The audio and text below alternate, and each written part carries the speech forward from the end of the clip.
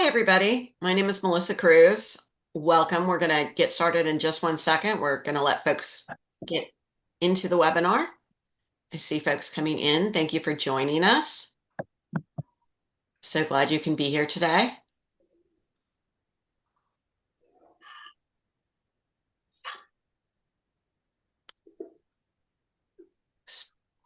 Still see folks coming in, so we're going to give it just a couple more seconds.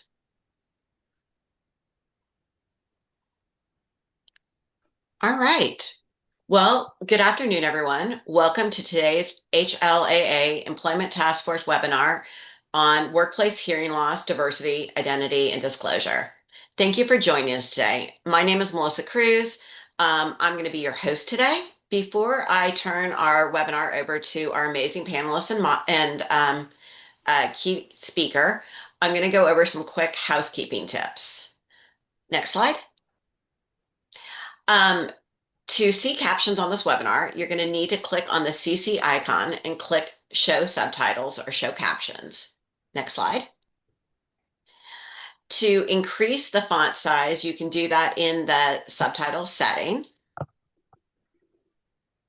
Next slide. The chat feature is going to be available only for the panelists today. We'd like participants to please use the Q&A icon to ask questions. We'll be using this to facilitate the Q&A after the presentation, as well as if you have questions during the presentation, please go ahead and put them in there. We'll be monitoring that, and if it's something we can respond to, we will go ahead and respond. Otherwise, we'll be letting our panelists and keynote speaker know when we get to the Q&A portion. Next slide. If you've joined by computer, the presentation should be in side-by-side mode.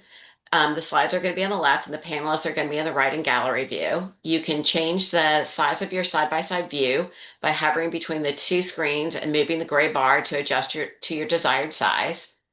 If you've joined by a mobile device or phone, your view may be slightly different and you may have to scroll between views to get to the desired view. Next slide. And just a quick disclaimer that HLAA does not endorse any products featured in this webinar. HLAA is providing this as an educational opportunity to learn about new products, opportunities, and how they can benefit people with hearing loss. Now, before we get to our panelists today, we'd like to start with a couple quick polls to learn a little bit more about you and your experiences. And you're going to see the first poll. Here we go. You should see the first poll on the screen. Please go ahead and take a moment to make your selection. We're going to give everyone just a minute to respond, and then I'm going to be sharing the results.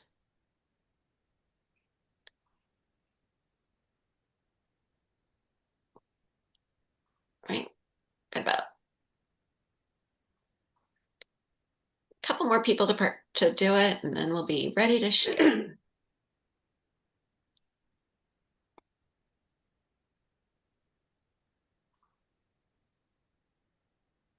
All right. I'm going to go ahead and share the results here.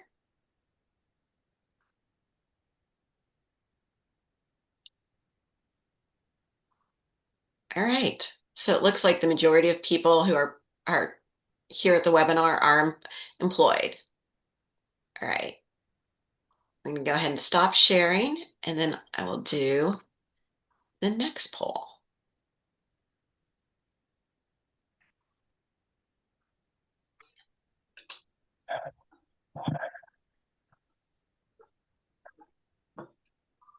All right. And for this one, please select your top three issues. What situations are most challenging for you at work? And again, we'll give folks a few minutes so that people have an opportunity to answer.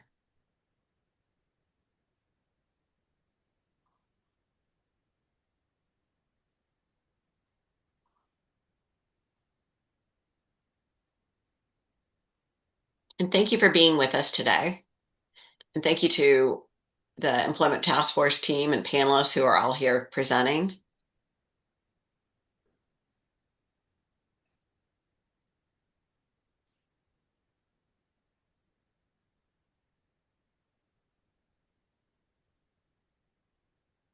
All right. Looks like we've got about 70% folks who've already responded. So we'll go ahead and end this poll and share the results.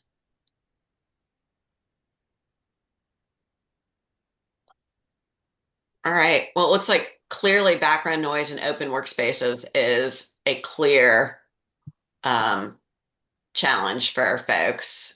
And then followed by informal and unplanned communication, and then closely followed by that with in-person meetings.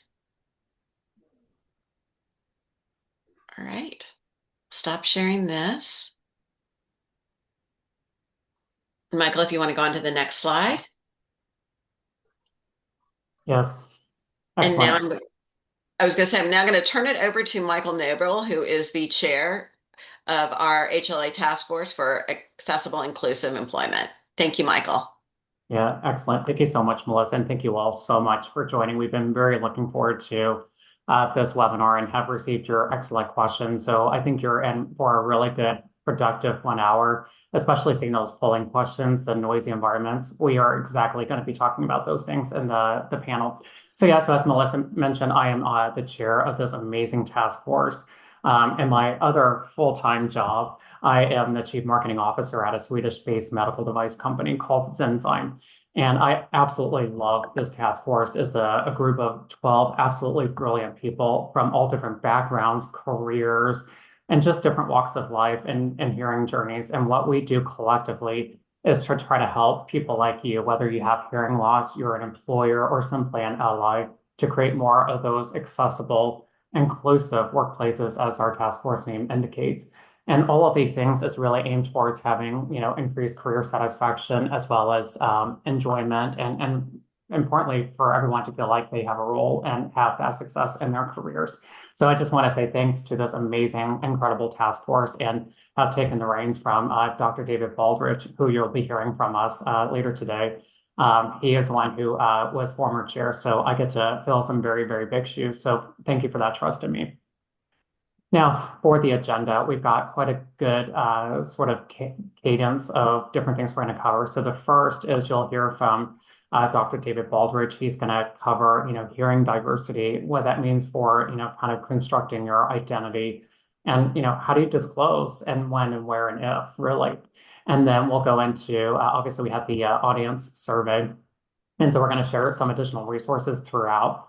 And then for 20 minutes, we'll cover the panel. So we have 3 of us from the task force joining Dr. Baldridge. And as you can see with the titles, we all also come from different backgrounds and careers. So I think you'll be in for a very good, informative, hopefully insightful webinar that you can take back to your own respective careers. And then with the time we have left, we'll cover Q&A. Now I'm going to turn it over to Dr. David Baldridge. Thank you, Michael. So I'm here today in professor mode. So I'm a professor of organizational behavior, which is the psychology of the workplace, and that's at Oregon State University. Maybe do a screen grab of my email address and website. I'd be happy to answer questions that we don't cover today. So next slide, please.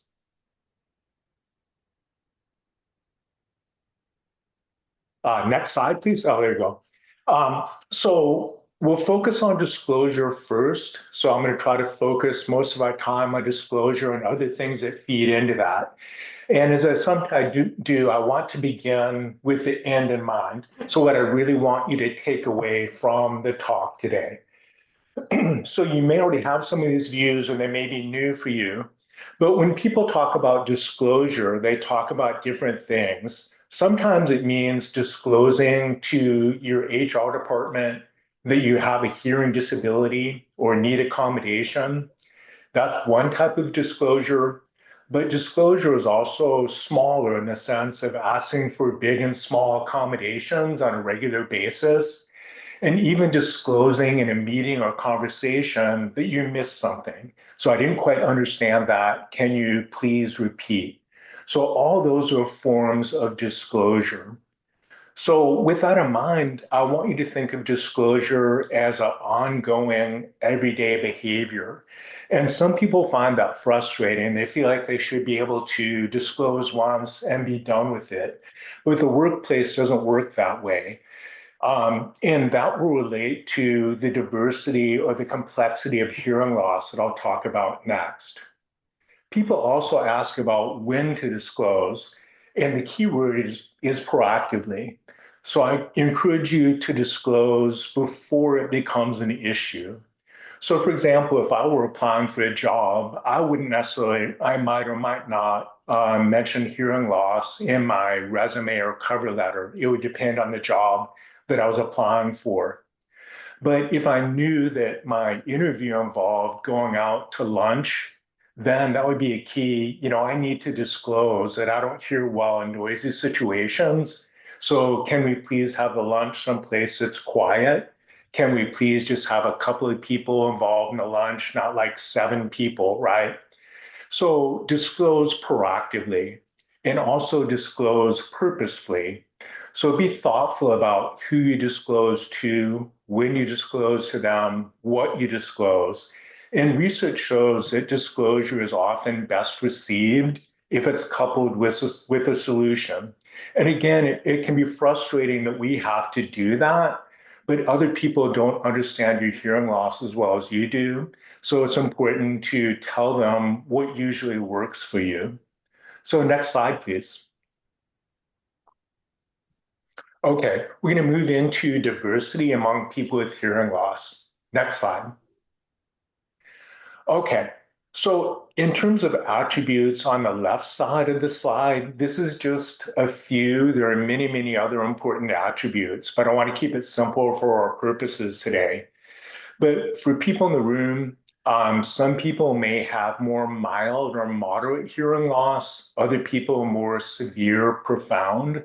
So that's one way that we differ from one another. What makes things more confusing for people around us is that some of us have good ears or better ears and worse ears. And then a lot of us, the severity of hearing loss is different at different frequencies. So we might hear high frequencies well or not at all. Same for low frequencies or mid frequencies. So that makes it confusing for people observing us in terms of why we hear some things and we don't hear other things. So age of onset is also important to our identities. So in my case, my age of onset was probably 2 or 3 years of age.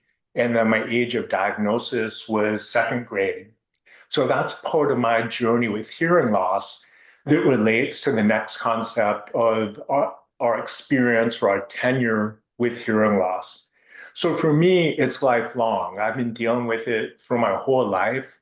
So I've developed a lot of coping mechanisms that work well for me. Other people here or people in your local chapters may be very new to hearing loss, which is very, very disorienting, and they need to learn how to cope and thrive in different situations. And then stability is another thing that confuses our coworkers. So for some people, their ability to hear changes from day to day. And so they might need to disclose that to other people. So they know, I'm having a bad hearing day. For other people, it changes over time. So for me, my hearing declined over 30 or 40 years, so slow, gradual change. But the biggest thing for me would be that my hearing is really different in different contexts. So if someone meets me in my office and we have a conversation, they might not be aware of my hearing loss at all, other than seeing my cochlear implants.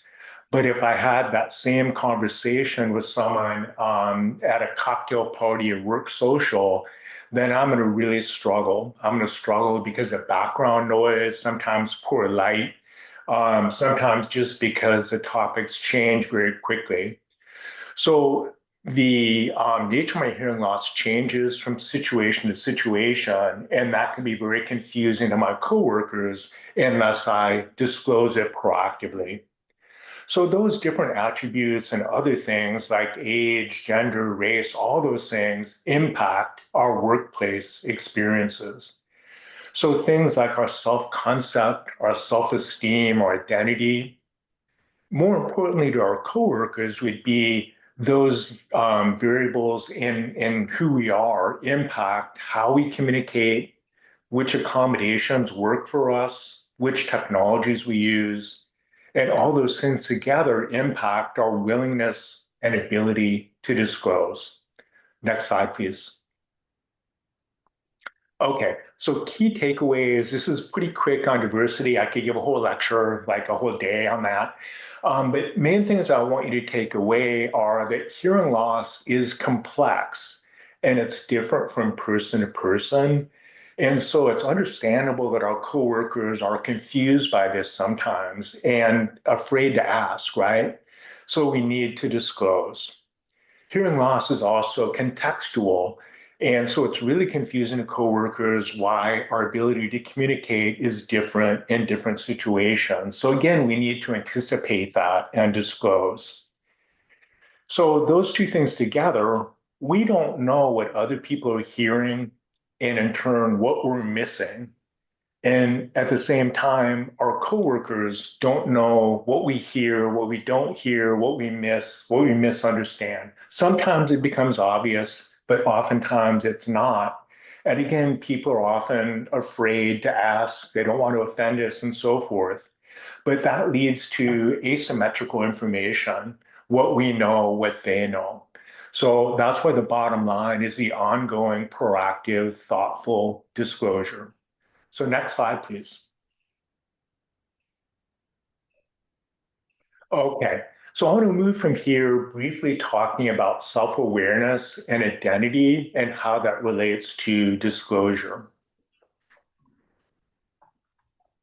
Okay, so you've probably seen this different posters and different shops around town, but it's a pretty classic thing of a kitten looking in a mirror and seeing a lion.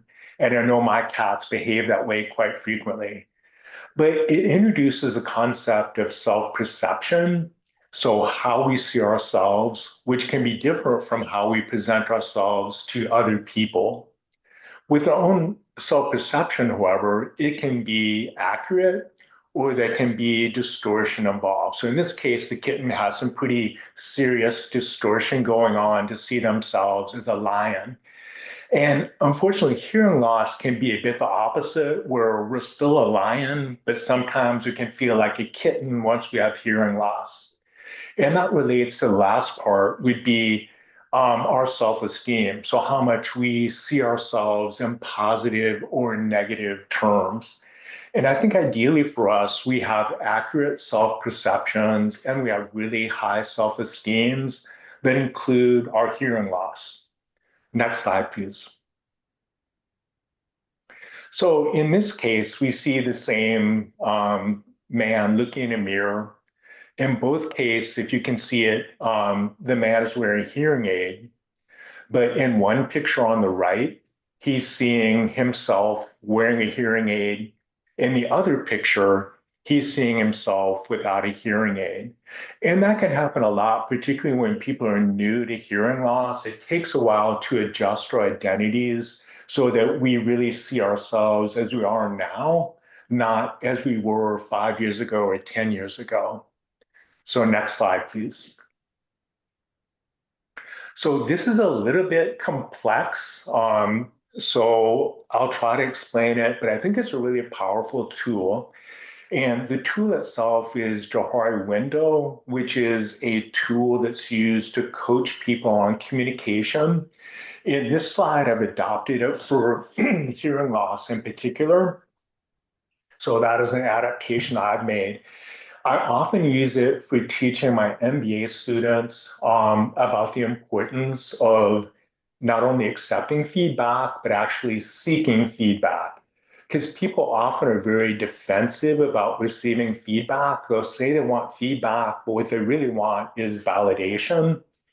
But if we don't get feedback, we end up having a blind spot. So let me back up for a second. On the top here, this is our view of ourselves. And there are some things you know about yourself, and there are some things you don't know about yourself and don't know about your hearing loss. In the column here on the far left are things that other people know about you and things that they might not know about you. So in the open category is things that you know about yourself and your hearing loss, and other people know about you and your hearing loss, either by their own observations or because you have disclosed it to them. Examples might be my cochlear implants are pretty visible because I have shorter hair. For other people, your hearing aid or cochlear implant might not be visible. But if you use a microphone like a Roger or mini micro FM system, or if you use a cart report in the room, then suddenly your hearing loss will be more visible for other people. But that's the free and open part. So over here, we have the blind spot I talked about a minute ago.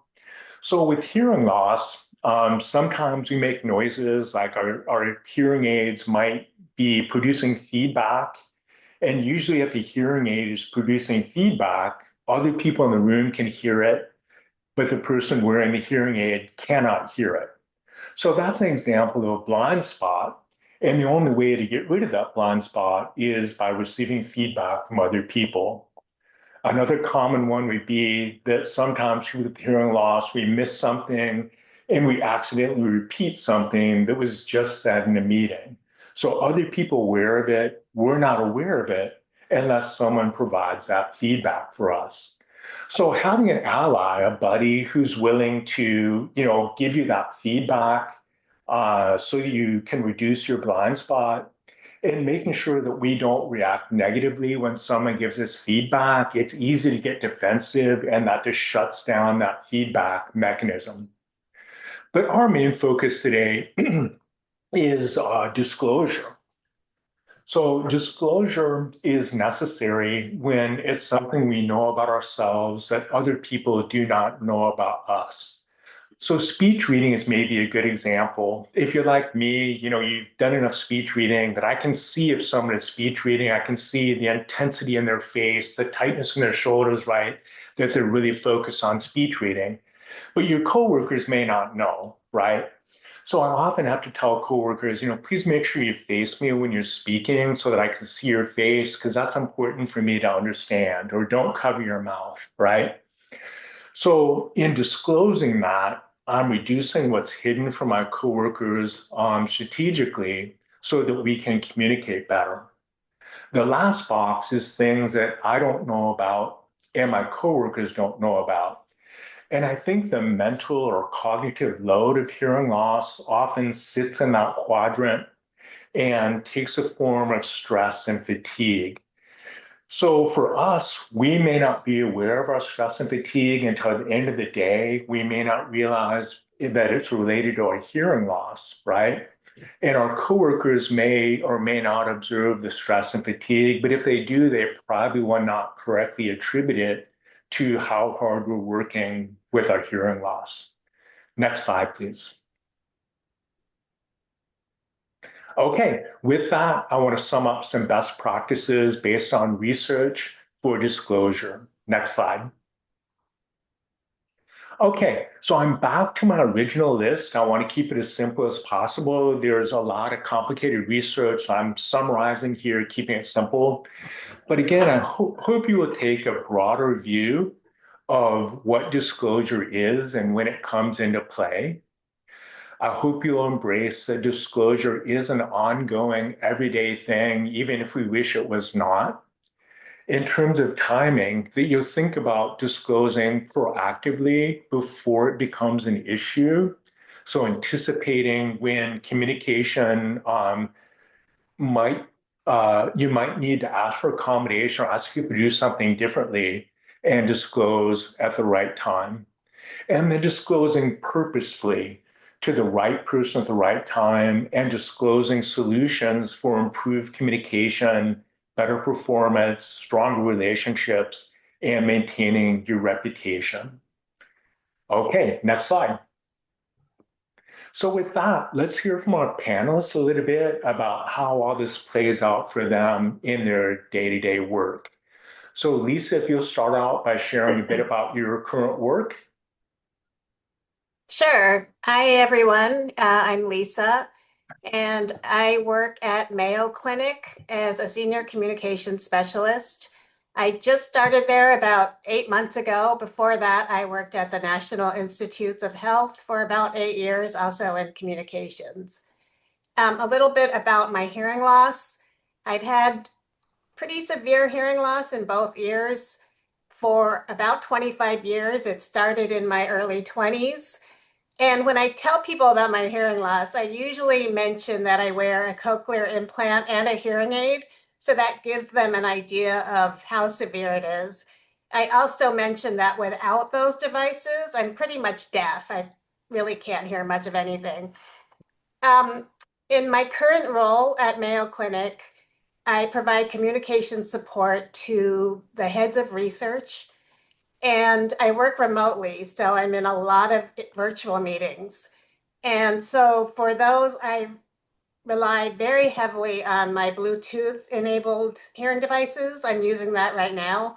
That streams audio directly from my computer. So the sound is really crystal clear. We usually use Microsoft Teams, so that makes it really easy for me to turn on auto captions for all the meetings.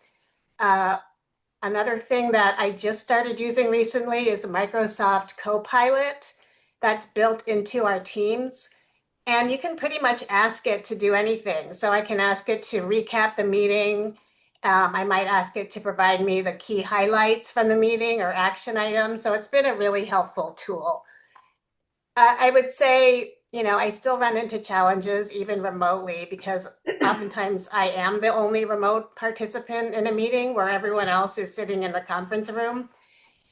They did install a nice high quality microphone, so I think it's just sitting in the center of the conference table. So it picks up everyone's voices pretty clearly. So between the microphone, my Bluetooth, the auto captions, and Copilot, I have all these tools kind of working at the same time. I'm pretty much able to keep up with even fast-paced discussions and with multiple speakers. So Lisa, how do you disclose your need for those accommodations, or do you need to? I did disclose about the issue that where there's multiple speakers in the conference room. And so that's when they installed the microphone. So I said, sometimes it's difficult for me to hear multiple speakers or, keeping up with a conversation and knowing I can't really see who's speaking a lot of the time because I'm like remote and I'm looking into this room. So they Okay. installed the high quality microphone. They also enabled me, I asked if they could change the setting or if it would be okay if I could save transcripts from meetings. And for a lot of them, I can. Sometimes I can't because it's confidential information. So those two things have helped a lot. Okay, that's great. So a one-time disclosure and then also more ongoing disclosures. Michael, why don't you take over for us? Yeah, absolutely. Well, first of all, hope you've really enjoyed the presentation, learned a lot from you, Dr. Baldridge. So thank you for sharing those insights. Yeah, so a little bit about me. I am mentioned earlier, I work at a medical device company, and it's very much global. So I'm dealing with accents all across the world, from Europe to Asia, back to the US. And, just a little bit about my hearing loss background. My connection to hearing loss is both personal and professional.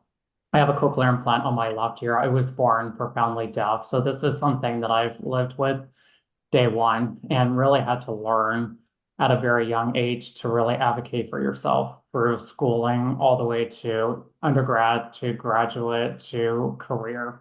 It never really stops. You keep advocating for yourself. And, I started my career actually at Cochlear, the very manufacturer that makes my left cochlear implant. And so it really felt like a full circle moment. And from there, I spent, quite a few years at Medtronic, which is considered to be the world's largest med device company. And that's where I had to really learn to navigate a huge organizational structure, multiple working environments, noisy environments, virtual, purely on the mobile phone, traveling, all of those things. And now I work at Zenzyme, which is truly global. And through all of these different settings, really learn different tips and tricks, which I'm excited to share. And David, if you're good, I'll go ahead and go into question number 2 here. And I really do like this question because I think we all can learn from each other. And this is only one experience, and this is my personal experience. It hasn't been necessarily about one single moment or one size fits all. There are many different sort of ways you have to approach it. And I love that the number one thing that came in the Zoom poll was noisy environments. And I am right there with you on that one. That is my absolute most challenging environment, and I'm in those a lot. So, because I am in a med device company and I travel globally, one day I'm having a business dinner in a very loud, noisy restaurant to going into a conference boardroom to the board of directors to traveling, and sometimes because we're med device, even going into operating rooms, which if you've ever been in one, those places are noisy. There's tons of machinery noises. People are wearing masks. It's basically all of the worst case scenarios rolled into one environment. And, one thing that really is my secret weapon is this thing right here, my iPhone. And what I do on this phone is I have noise programs that help. So if I'm in a noisy restaurant, I try to position noisy backgrounds behind me and I turn on my noise program, and that helps to sort of focus the sound in front of me. And like symposia, big conferences where people are all over the place and they all have different accents. I've used the Otter transcription app to help sort of transcribe almost in real time, but then also summarize notes at the end. And let me tell you, that helps me tremendously. And, I think the really important thing is you really have to advocate for yourself. Don't be afraid to tell before a meeting starts or before you go into a noisy manufacturing line or the operating room, in my case, to say, you know what, I have a hearing loss and I may not hear everything, but here are the ways that help me best make sure that I understand, because what you have to say is important to me. And usually people are willing to help, but they don't know until you ask or tell them. And I think that's the most important thing.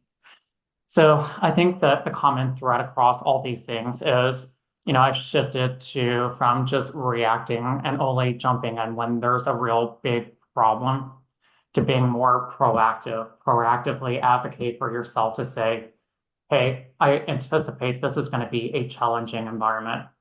Here's what I need to be successful, and I want you to be successful with me. So kind of making that a partnership. And so if I had to really distill everything I said, which I know was a lot, it's these 3 things. 1, be early, not reactive. Make sure that you are proactive and advocating for your needs. 2, make it simple and actionable. Be very clear and direct. These are the things that will help me. Just keep it simple. And 3rd is use these tools as conversation starters. They can help make disclosure feel more natural and less, formal, like this is what I need. This is, kind of creating that formality. You want to make this a partnership with everyone that you're working with. So hope that helps. Tori, you want to pick it up for us? Sure. Hello, my name is Tori Carapelho, and in 2021, I experienced sudden hearing loss. Today, I have a cochlear implant, which kind of shapes the way that I communicate at work. So unlike Michael and Lisa, I have a bit of an unusual setup, I guess. I wear many different hats. So first of all, I'm the founder of Here for Hope, which is a not-for-profit organization focused on hearing and hearing support and access. So of all of my roles, this is probably the easiest when it comes to communication because things are already out there. People get it. I don't really have to explain my situation. On the flip side, though, I also work full time for a marketing agency. So in that situation, that's probably the most challenging situation for me because, as you guys all know, marketing is fast paced. It's a highly collaborative environment where expectations are high and things move really quickly. So it's important for me to be able to stay on top of things every step of the way. And then in addition to that, I'm also an adjunct instructor at our local university. So I work directly with students in a classroom setting. And it's important for them to be able to understand how to communicate with me so that we can interact effectively. So across all of my roles, I would say that communication is a big part of what I do. And as someone with hearing loss, that's really shaped how I show up. It pushes me to be able to be intentional, to be able to be clear, and to be able to be thoughtful about how I work in different environments. That's great. I'm going to pose a little bit of a surprise question to our panelists, so you don't feel like you have to answer.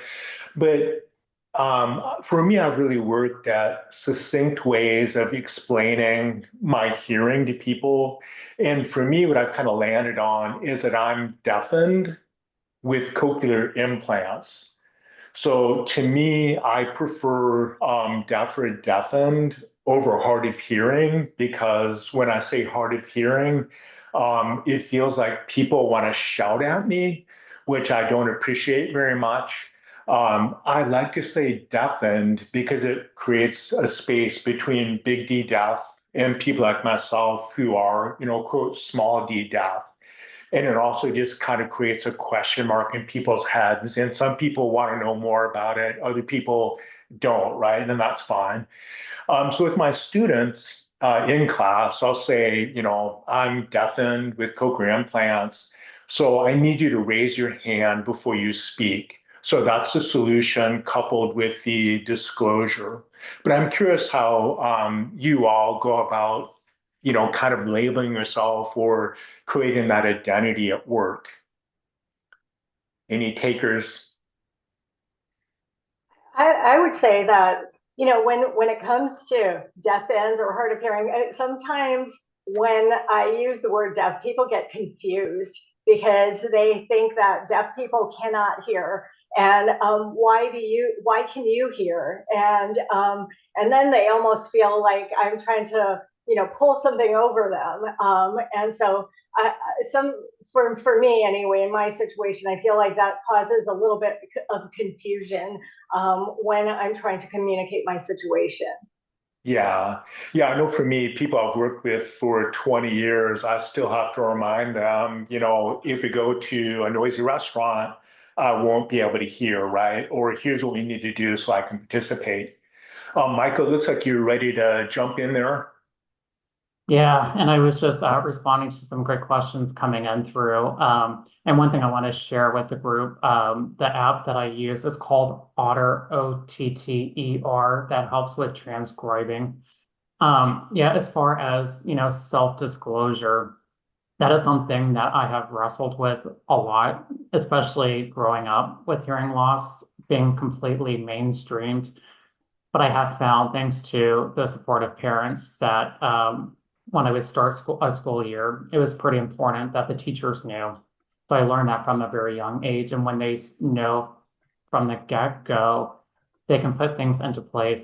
But the other thing that I have found is sometimes they would forget. I told them, and then 3 months later, we kind of go back into old habits and kind of forget, like, oh, you need to make sure you sit on my good ear or make sure you're looking at me when you're speaking. So even if you disclose it up front, you might have to repeat it several times. And the other thing is trying to figure out how you can kind of make this your personal story or your sort of brand, because I'm a medical device. And when I was interviewing for jobs, I mean, it's obvious if you look on this year, I have something, but I try to tie in and say, you know what, I was born profoundly deaf, received the cochlear implant at the young age of 2. And as a result, medical devices have been a very core part of my life. And this is now my passion for my career. And this is what I bring to the table because of those experiences. So there's usually a good narrative or sort of brand that you can bring when you disclose your hearing loss. So just try to brainstorm and think how you might craft that position when disclosing. That's great. Thank you, Michael. So, Troy, I know you have something to add, but let's let Lisa jump in real quick if you have anything, or we'll go straight to Tori. Yeah, I have a couple things. First off, when I first got my hearing loss, I did not tell a lot of people. And something happened one day at work that sort of changed that attitude that I had. Was I was walking, and luckily I was with a friend, but a coworker had passed by us, and I didn't hear her tell me that she liked my shoes. And I had just like walked right by, and my friend was like, "She just told you that she liked your shoes and you didn't even respond." And from that point on, I was thinking I would much rather people know that I can't hear rather than think I'm stuck up or rude or whatever. So I started disclosing it more. Now, what I do, I usually tell people at work that I can hear pretty well when it's quiet. But if there's background noise or if there's a lot of people around, I might not hear them. And if I don't answer them, it usually means I can't hear them, not that I'm ignoring them.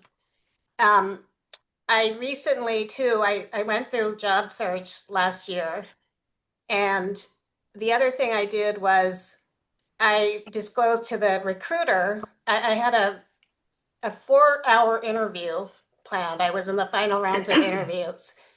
And I told the recruiter, I can hear pretty well one-on-one, but if these panel interviews are going to be like in a large auditorium or a big conference room, um, it might be challenging for me. So is there any way I can be in a smaller room? And she was great. She set up the interviews. They were in the really small conference room. I got to sit directly across from the panelists at a small table. So I think it's just, I let them know I'm okay in certain situations, but then there are other situations that might be challenging. All right. Thank you, Lisa. So let's have Tori wrap up the panel, and then Michael will shift into the Q&A from the audience.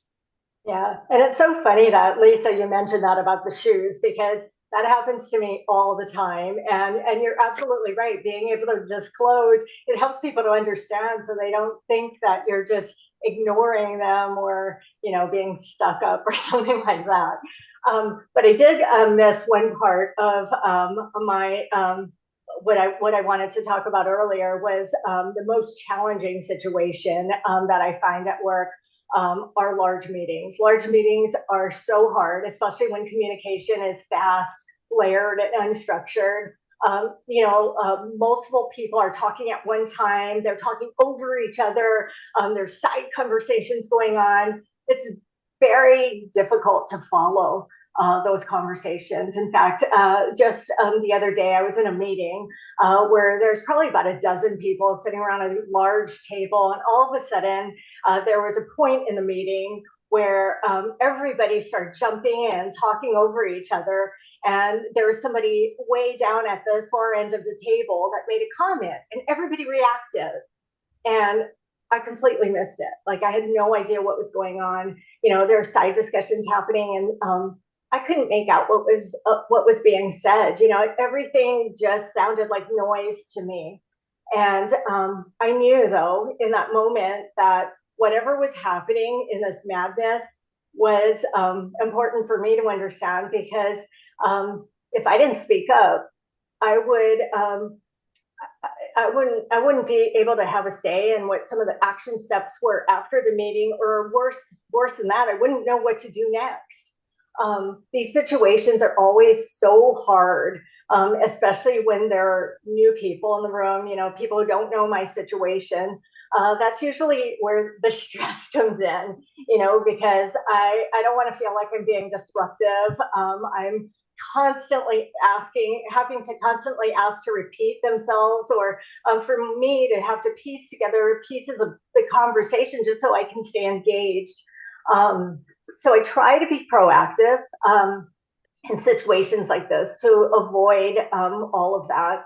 One of the things that are really helpful are my external table mics. So I have these microphones that stream sound directly to my device through Bluetooth, and it helps me to hear clearly.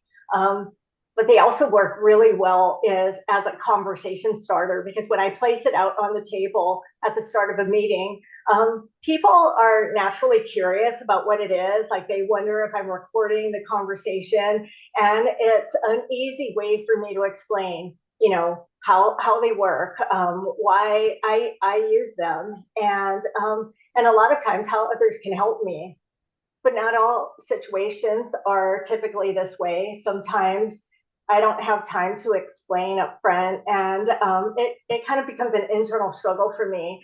Do I ask if people should repeat themselves for the third time, or do I pause the conversation, or do I just do my best to try to keep up? What I've learned over time is that the more honest and upfront I am with people, the easier it is. It really comes down to how I frame things. If I say it's not, I shouldn't say it's a limitation. It's more of a communication preference.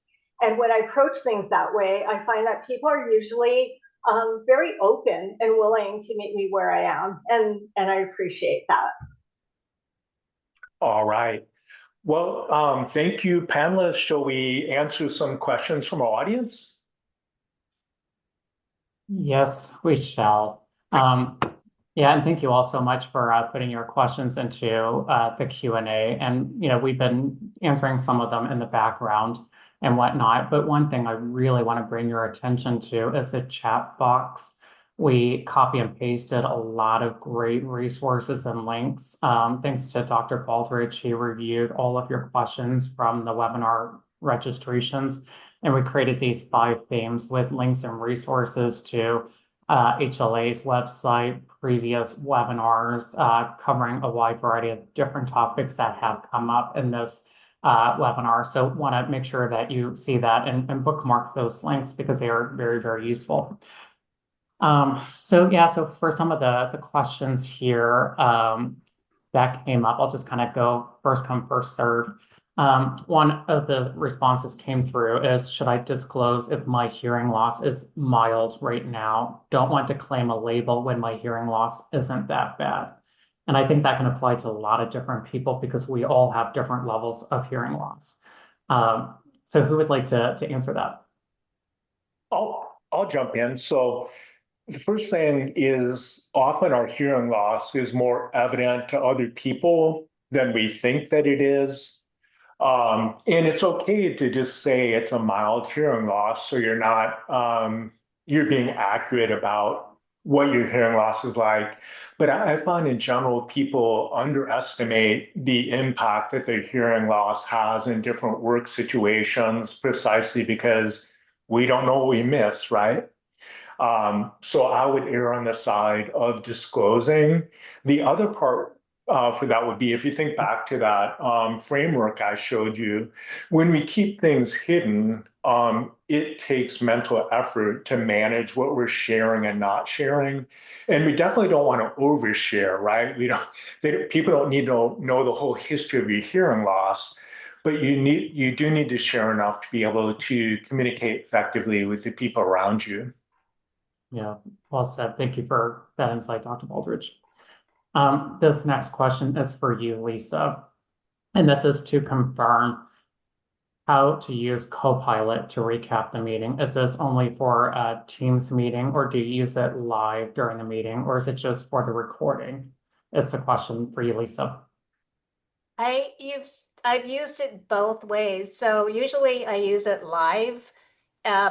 I think you just click, there's a button that says Copilot if it's installed. I don't know if it needs to be installed into Teams for it to work. And I just click it during the meeting. So after a discussion, I might just chat into it, please recap this discussion on the strategic priority, blah, blah, blah. And then it'll recap it. I might say, can you pull out the action items? I've also gone back into a meeting. I just go into the calendar invite and pull up the calendar. Usually you can do it from just the transcripts, if there were transcripts, and hit Copilot and ask it to recap the meeting, and it will do that as well. But I usually use it live. Yeah. So, and I'll disclose my summary of the questions was aided by Copilot.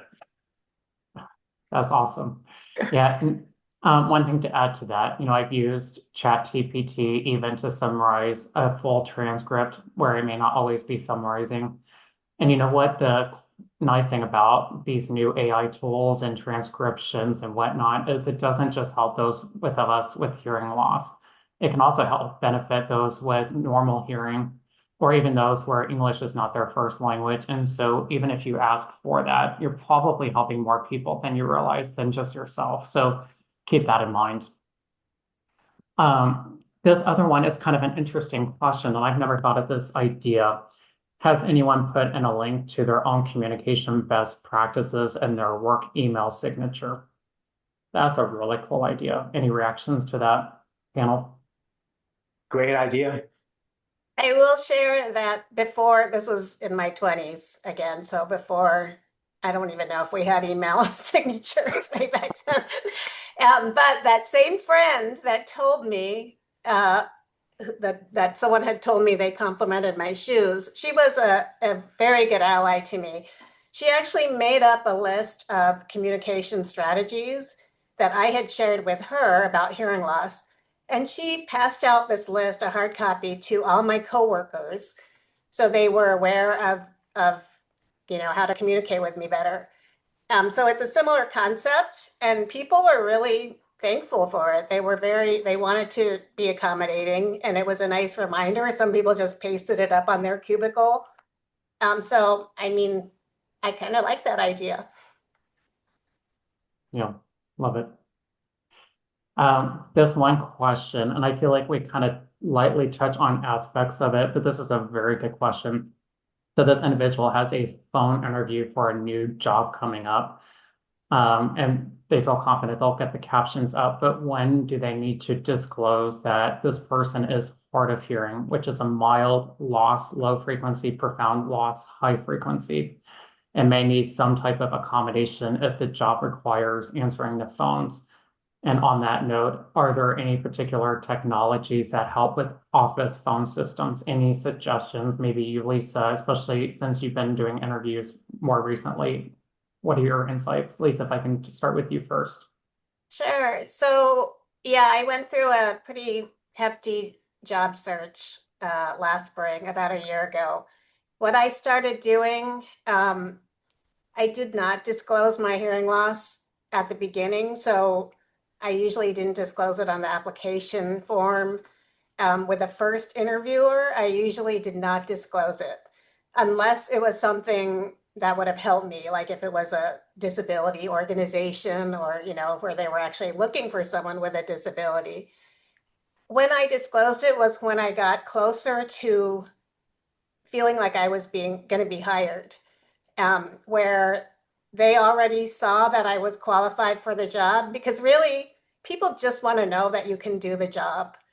And once you can show that through your interview, through your resume, and you get to those final rounds, that's when I usually disclose it. As far as office systems, like I said, what's really helped is my Bluetooth connection. I don't know, maybe someone else can answer this. I don't know if that can be used with an office system. But anyway, that was my method, was really just disclosing it when I got to the final rounds, when I felt like they were really interested in me, unless I needed an accommodation for an interview, and I would disclose it just to that person. Also, thank you for sharing that, Lisa. And then looks like there's one question that I feel is a very insightful question. It says, Michael, are the senior leaders, leadership, or directors at your company supportive of those with disabilities in terms of accessibility, awareness, advocacy, and et cetera? Yeah, I've been very fortunate to work at great companies. Even working at Cochlear, obviously they already know because it's the audience they're serving. But the most important thing is never leave anything to assumption. Even if you're in the best of case or best of workplaces, sometimes people just don't know what you may need because one size does not always fit all.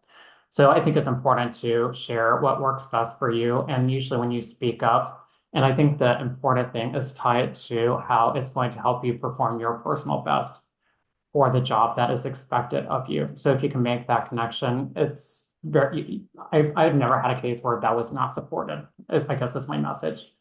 And then going into Medtronic, which is a very large company, and some of these medium-sized to large companies have these what they call ERG, employee resource groups. So if you haven't looked into that, I would start with that and see if there is something like that. And usually that is a great group that can help you navigate. And usually those are supported by one or two leaders, and they usually will sponsor these employee resource groups. So I think it's important to be on the lookout for those. And then in my current job, because I report directly to the CEO, and we also have to report to the board of directors. And it can be tough. I mean, we've got different nationalities represented on the board, so you have different accents and things like that. And I have made it clear, if you have a question in the middle of my presentation, make sure you raise your hand, because if you just say it out loud, I can't localize sound at all. And I want to be able to make eye contact. So just little tidbits like that, they've been very supportive. Even when we schedule these big dinners with key opinion leaders, customers, or leaders, they know, okay, Michael needs to have preferential seating where people are more on his good side and the noise is behind me. So all of those little things is super critical. You just have to share and don't leave it to assumption and be proactive about it. And usually 99% of the time, they will support you. And that's been my experience. Now, I recognize that is not always the case. And there are resources that we put in the chat box. Like, there's ADA laws. Obviously, that's one thing. There's vocational rehab. There's JAN, the Job Access Network. We did a full webinar on that, on how to navigate all of those things, because I'm seeing a lot of questions related to that. So please check out those links. Anything you want to add to that, David, Tori, or Lisa? Actually, Tori, do you have anything to add? Because you have a similar diverse audience that you're trying to work with.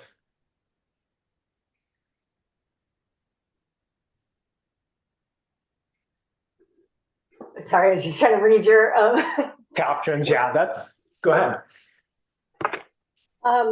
Yeah, no, I don't have anything else to add. Very good. Okay, well, I think we have time for one more question, and then we'll start to wrap up. And just want to remind everyone, this is recorded, and you will have the chance to read this, and then also encourage you to save those links in the chat box. Now, let me see right here. Yep. So one other question here, and this we might have to tread carefully here, is have people had any experiences being terminated from a job or not hired because of their hearing loss? And I think this is all sometimes on the top of our minds as we navigate the world with hearing loss. Anybody want to take a stab at that question? So I'll just share, pre-ADA, I was told I wouldn't be hired for a particular job because of my hearing loss. I had that specific experience. And one thing that motivated my research early on was noticing that post-ADA, that didn't happen, right? It doesn't mean it wasn't a consideration anymore. It just means that it wasn't out in the open anymore. So I think it's a long conversation. So whoever posed that question, I'd be happy to chat with you, offline. But it does happen, and it's unfortunate. In most cases, you can handle it without an attorney, but in some cases, you do need to use an attorney. And JAN is kind of in between. So the Job Accommodation Network is a government agency that helps employers find the right accommodations for the right person in a particular job. So it's a great resource. Yeah, excellent. Thank you, David. All right, well, we are down to the last minute, so we'll go ahead and wrap up. I wish we could stay on another hour to answer all of these questions. But again, just want to highlight, we've answered a lot of these questions in these different resources and webinars, so I encourage you to take a look at those. But we don't stop here. We relentlessly advocate for ourselves and for you guys. And so we'll continue on having these educational opportunities. So the next big thing coming up is the HLAA convention coming up on June 10th through the 12th in Louisville, Kentucky. Really, really cool, exciting location. And Dr. Baldridge will be hosting and delivering a session on June 11th from 4 to 5. You can see the title on the screen. So if you're going to be at the convention, please mark this on your calendar. If you haven't booked your travel to the convention, do that first. We'd love to see you there. And then secondly, I, along with a few of our other task force members, Theo, Jill, Ryan, and Tori that you just heard from today, we're all also doing a session at the convention, and that will be on the 12th from 12:30 to 1:30. So I think with both of our sessions, you'll be in for a real treat, hopefully very informative, and we get to do it in person. So it's a great chance to make some new friends. So I encourage you to sign up, and we hope to see you in Louisville in June. Thank you all so much. And I'll turn it over to you, Melissa. Thank you, Michael, and thank you to all our panelists. I think this has been a wonderful session. We've gotten some great questions. One of the things that I know folks were asking a lot was, is this going to be recorded? Will the slides be shared? Will the resources that were shared in the chat box all be available? Yes. We will be sending out a copy of the recording along with the slides and the resources to everyone who registered, and they will be on our website. We also will, if you are interested in joining us at the convention, you can find more information about that on our website, which is hearingloss.org. And again, thank you, everyone. And thank you to our wonderful captioner, Lisa. She does such a great job. And look forward to seeing everyone, hopefully in Louisville. We also have a webinar coming up in May about hearing loss and mental health. So we hope you can join us for that. And thank you, everybody. Have a wonderful day.